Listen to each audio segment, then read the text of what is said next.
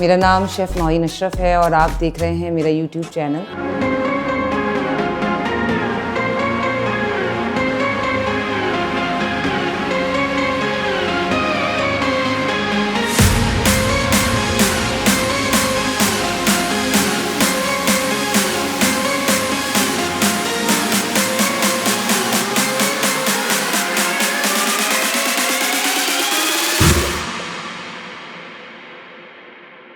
मेरा नाम है शेफ़ सईद।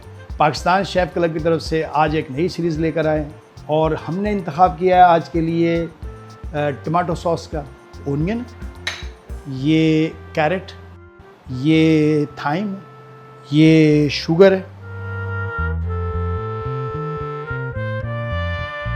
देखिए मैंने इसे पील कर लिया। पील करने के बाद जो है मैं इसे चॉप करूँगा।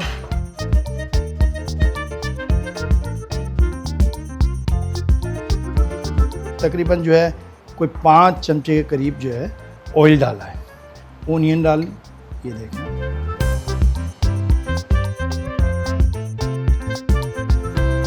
अब मैं इसमें डाल रहा हूँ कैरेट।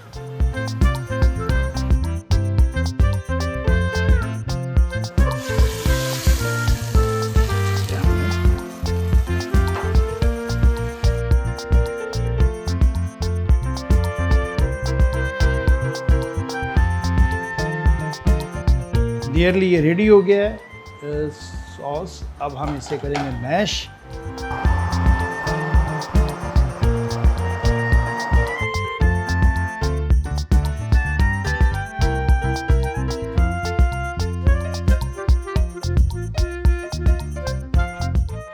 अस्सलाम वालेकुम, मेरा नाम है शेफ़ सईद।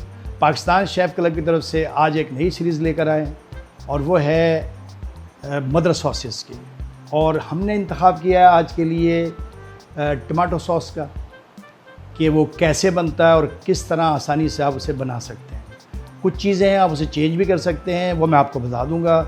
जो बेसिक रेसिपी है वो मैं आपको दिखाता हूँ। जैसे आपको पता चल रहा होगा कि मैं मदर सॉस का नाम ले रहा हूँ। मदर सॉस क्या होता है? मदर सॉस जैसे कि माँ के सारे बच्चे होते हैं ना, इसी तरह से वो सारी प्रोडक्शन लाइन उसी से होती है। मसलन वाइट सॉस ये मदर सॉस है, जैसे टमाटो सॉस, जैसे स्टॉक्स, समझे ना, जैसे बीफ का स्टॉक, जैसे फ़िश का स्टॉक, ये सब मदर सॉसेस होते हैं। और मदर सॉसेस से सारे सॉसेस वजूद में आते हैं। किसी में कुछ ज़्यादा, किसी में अच्छा। हम पाकिस्तान के अंदर ऐसा होता है कि मदर सॉसेस कौन से, फॉर एग्ज़ाम्पल हमने जब आप किसी रेस्टोरेंट वगैरह में जाते हैं, उन्होंने ओनियन ग्रेवी बनाई होती है, उन्होंने योगर्ट की कोई चीज़ बनाई होती है, तो वो बेसिक का इस्तेमाल वो करते हैं। ऐसे ही यूरोप के अंदर बेसिक सॉसेस का इस्तेमाल ऐसे ही होता है। और यहाँ के रेस्टोरेंट में देखा होगा आपने कि वो जैसे आपने ऑर्डर किया कि पास्ता लेके आओ, तो पास्ता सॉस में मदर सॉस यानी कि वाइट सॉस का इस्तेमाल होगा, ठीक है।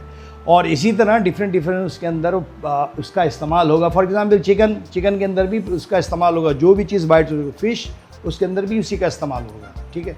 ऐसे ही अगर आप टोमेटो को लें तो टोमेटो सॉस जो है वो आपके लिए इस्तेमाल होता है। फॉर एग्ज़ाम्पल पास्ता के लिए पास्ता सॉस बेसिकली उसी से बनता है। चलें जी, अब हम आपको बताते हैं कि आज की रेसिपी के इंग्रेडिएंट क्या हैं और मैं इसे स्टार्ट करता हूँ। मैं अब आपको बताता हूँ कि ये मैंने इसको टमाटो को कैसे तैयार किया। ये देखिए, ये होल टमाटो है और इस होल टमाटो पे मैंने हेड काटा है और नीचे से जो है नाइफ़ से कट लगाया है, ठीक है, प्लस में। उसके बाद मैंने तकरीबन 10 मिनट तक इसे बॉइलिंग पॉइंट पर रखा है ताकि इसकी स्किन रिमूव हो जाए। मैं अब आपको दिखाता हूँ कि स्किन रिमूव करके कि ये कैसे होती है, ठीक है। पहले मैं आपको दिखाता हूँ, उसके बाद आपको बताता हूँ कि वो इंग्रेडिएंट्स कौन से हैं जो इसके अंदर जाएंगे, ठीक है। अब मैं स्टार्ट कर रहा हूँ।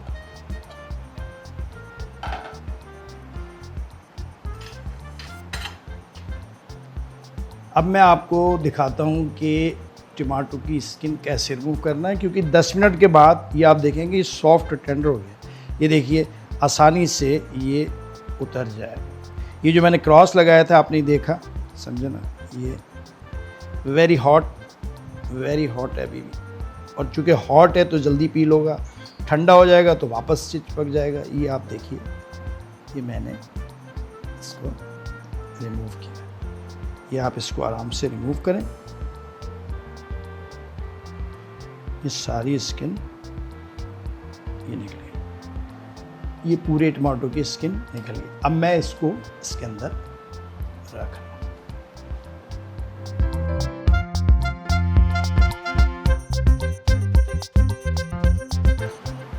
कितनी जल्दी पील हो रही। वजह ये कि चूँकि ये हॉट है, इसकी वजह से पीलिंग आसान है। अगर थोड़ा सा ज़ाहिर है, मुझे भी वो लग रहा है, लेकिन देखिए ये बड़े आराम से स्किन ऑन हो गए। कुछ टमाटो ऐसे होंगे जो ज़्यादा हार्ड होंगे, तो थोड़ा सा उसको ज़्यादा टाइम होगा। कोशिश कीजिए कि रेड टमाटो लीजिए।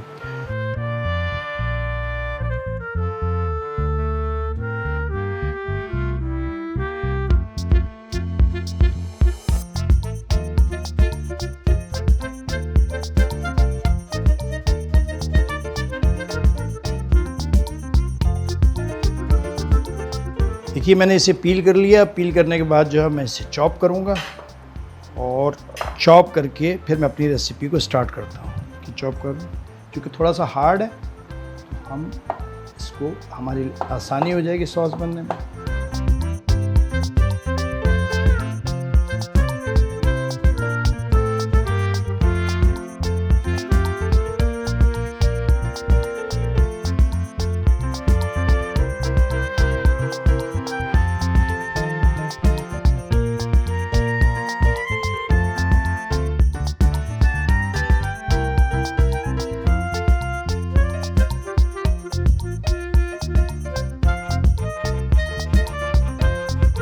मैंने अब जो है टमाटो चॉप कर लिए हैं।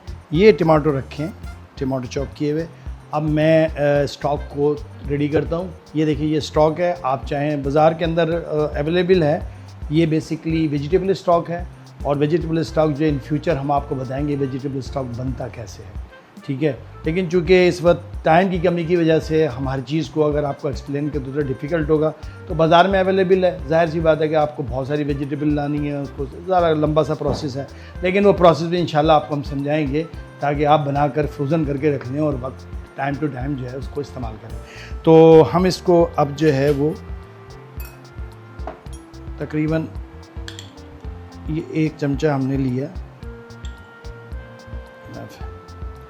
अच्छा, इसके अंदर ऑलरेडी सॉल्ट मौजूद होता है, तो हमें ये ख्याल रखना है कि जब भी हम कोई सॉस बनाएं तो जो सॉल्ट की क्वांटिटी है उसके हिसाब से रखें। कोई भी वेरिएशन कर रहे हैं, अगर चीज़ पहले से मौजूद है तो उसके लिए ख्याल रखना होता है, ठीक है।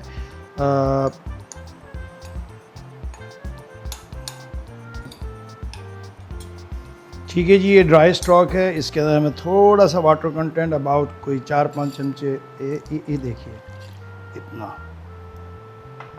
गर्म वाटर की ज़रूरत नहीं है, ठंडे की है, इसलिए कि ठंडे के अंदर जल्दी से वो मिक्स हो जाएगा। ये देखिए आप, ठीक है। अगर हमें मज़ीद ज़रूरत पड़ी तो हम मोर भी कर सकते हैं, लेकिन ये इनफ है, ठीक है। ये हमने तैयार करके रख लिया। अब हम इसको यहाँ रखते हैं। और जनाब ये गार्लिक है। अब हम गार्लिक को थोड़ा सा, तकरीबन हाफ है गार्लिक, ठीक है, ये हमने इसको चॉप करना है। ये देखिए मैं चॉप करके आपको दिखा रहा हूँ। अच्छा, अब मैं इसमें डाल रहा हूँ सॉल्ट। सॉल्ट क्या करेगा कि इसकी जो सिचुएशन है उसको चेंज कर देगा, यानी कि इसको मैशी करने में आसानी हो जाएगी। आप देख रहे हैं जैसे उसके अंदर जाएगा तो उसका पानी बाहर आ जाएगा। अब आप देखिएगा क्या होगा।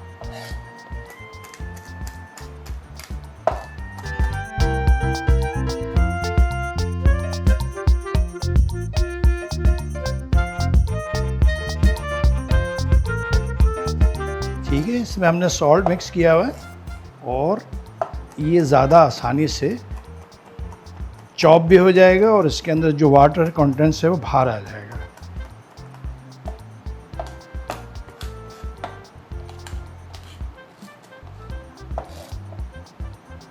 ठीक है जी, ये हो गया जी।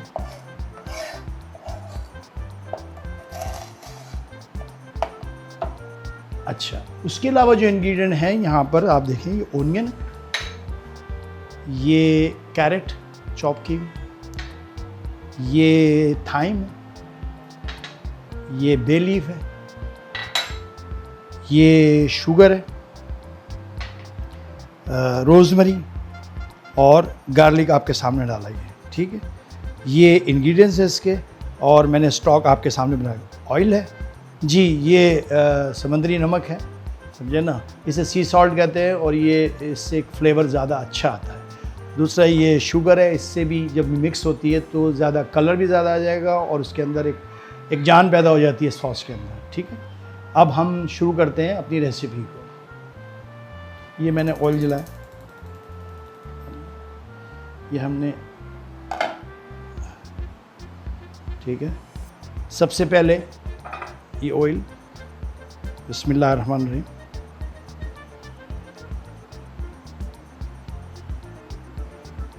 ये अंदाज़ा लगा लीजिए तकरीबन जो है कोई 5 चमचे के करीब जो है हमने ऑयल डाला है।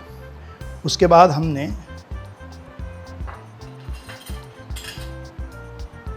ओनियन डाली, ये देखें आप।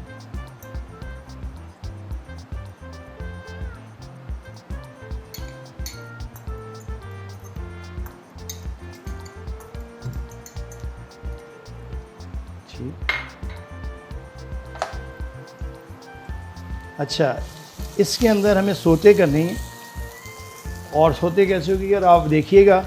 अगर मैंने इसे ऐसे ही छोड़ दिया तो होगा क्या कि ओनियन बर्न हो जाएगी। मुझे ओनियन को बर्न नहीं करना, मुझे सॉफ्ट करना है। उसके लिए मैंने कैप लगा दिया, और आँच को थोड़ा सा, ये ज़रूर आप ख्याल कीजिएगा इसका, कि आँच को मैंने हल्का किया और इसके ऊपर मैंने कैप लगा दिया, जिसकी वजह से स्टीम की वजह से वो सॉफ्ट होना शुरू हो जाएगी। उसके बाद मैं क्या करूँगा कि बे लीफ का इस्तेमाल करूँगा, ताकि क्योंकि ये ड्राई है, अगर ये फ्रेश होता तो इसके अंदर डिफरेंट चीज़ें सेम इज़ कि इसके अंदर जो हर्ब्स हैं, रोज़मरी और थाइम, ये दोनों भी ड्राई हैं, तो इसलिए इन्हें बाद में डाला जाएगा। इसको पहले से डाला जाएगा ताकि इसके सारे एक्स्ट्रास बाहर आ जाए जब ये सॉफ्ट हो तो।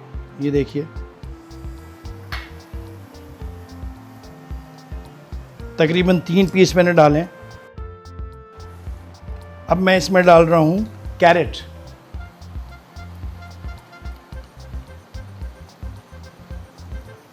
ये तकरीबन 3 चमचे कैरेट है।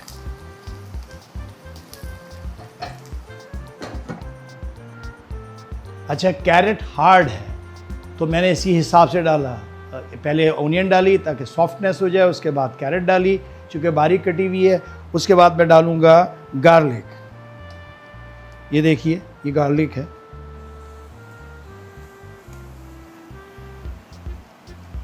ये मैंने गार्लिक डाला। आप इसे बना के रख लीजिए, या गार्लिक जो है अगर आपके पास पिसा हुआ है तो उसका इस्तेमाल कर सकते हैं। अब मैंने गार्लिक डाला। अब इसकी सूंधी सूंधी खुशबू आ रही है, बहुत नाइस किस्म की। ये देखिए, जैसे ही गार्लिक पड़ा तो उसके अंदर एक नाइस सी खुशबू वजूद में आ गई।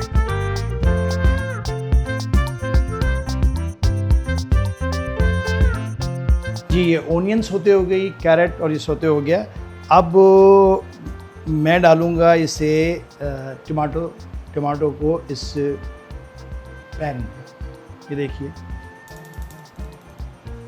इसमें लिक्विड है, ये टमाटो का लिक्विड है, तो हमें ये चाहिए। बिस्मिल्लाहिर्रहमानिर्रहीम। ये हमने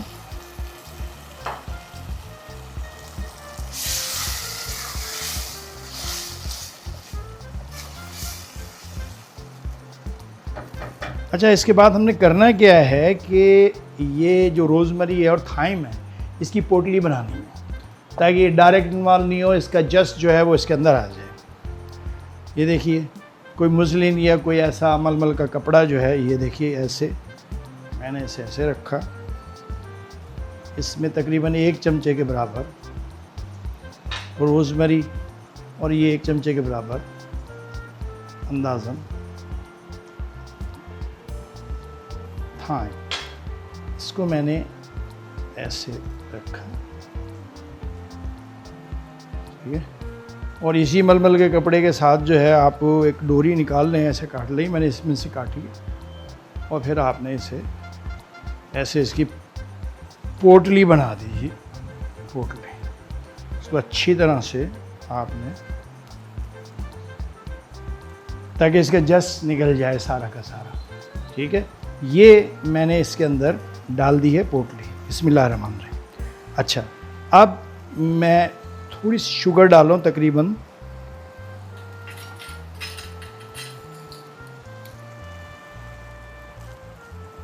2 लेडल।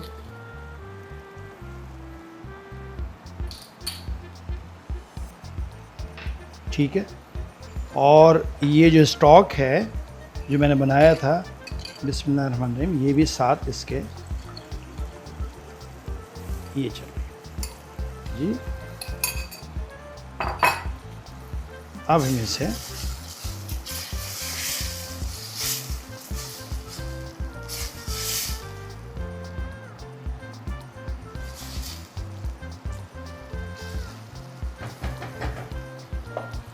ये हम इस पे लिड लगा देते हैं वापस, इसलिए कि और तेज़ आंच से हल्की आंच करते हैं ताकि वो गलने में आसानी हो जाए। और तकरीबन ये 15 से 20 मिनट लगेंगे इसे, ताकि ये सॉफ़्ट हो जाए। और जब वो सॉफ़्ट हो जाएगा और उसका सारा जितना जूस है इसके अंदर आ जाएगा, हर्ब्स का भी, तो फिर जो है हम इसे मैश कर लेंगे। और फिर इसके बाद जो ये इस्तेमाल होगा, ये पास्ता में इस्तेमाल हो सकता है, ये पिज़्ज़ा में इस्तेमाल हो सकता है, ये डिफरेंट चीज़ों में इस्तेमाल होता है। तो नियरली ये रेडी हो गया है सॉस। अब हम इसे करेंगे मैश, इस मदर सॉस को। इसके अंदर हमने जो बे लीफ डाली थी, जब हम मैश करेंगे तो ज़ाहिर है कि उसके बीच में आएगी और रंग चेंज हो जाएगा। तो हमने इसे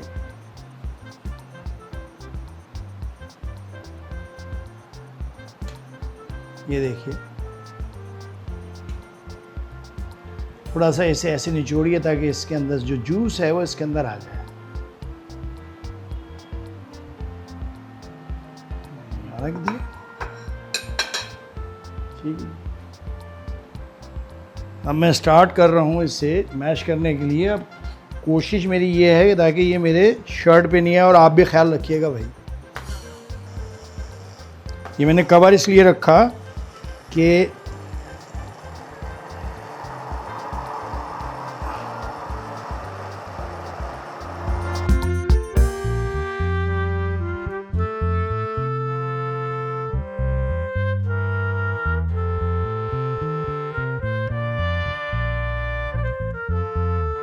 अच्छा, जब बाहर इस्तेमाल होते हैं मोस्टली जो है इटालियन टमाटो इस्तेमाल होते हैं, वो बहुत ज़्यादा सुर्ख होते हैं। जितना सुर्ख टमाटो होगा इसका कलर उतना ही अच्छा आएगा, ये बात आप जहन में रखिए। वरना फिर हम ये करते हैं कि जी वो टमाटो पेस्ट का इस्तेमाल करते हैं ताकि कलरिंग के लिए। हम नेचुरलाइजेशन में काम कर रहे होते हैं, हम ये काम नहीं कर रहे होते कि हम इसमें कलर डाल देंगे भाई चलो कुछ नहीं, रेड नज़र आना चाहिए। नेचुरल का नज़र आना चाहिए और नेचुरल फीलिंग होनी चाहिए, ये ध्यान में रखिए।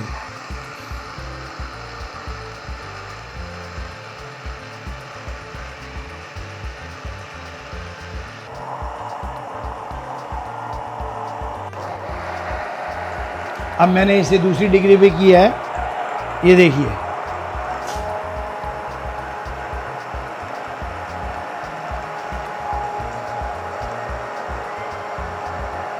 ये है जी मदर सॉस, ये है वो ओरिजिनल सॉस। लीजिए, ये तैयार हो गया टमाटो सॉस, रेड सॉस। इसका इस्तेमाल जो है इंशाल्लाह ताला पास्ता में भी होगा, पिज़्ज़ा में भी होगा, स्पैगेटी में भी होगा। उसके अलावा और दीगर चीज़ें हम आपको बताएंगे नेक्स्ट एपिसोड के अंदर इंशाल्लाह ताला। और अब हम आपसे इजाज़त चाहते हैं, आप हमें दुआ में याद रखिएगा, हम आपको दुआ में रखते हैं। खुदा हाफिज़, फ़ी अमान अल्लाह।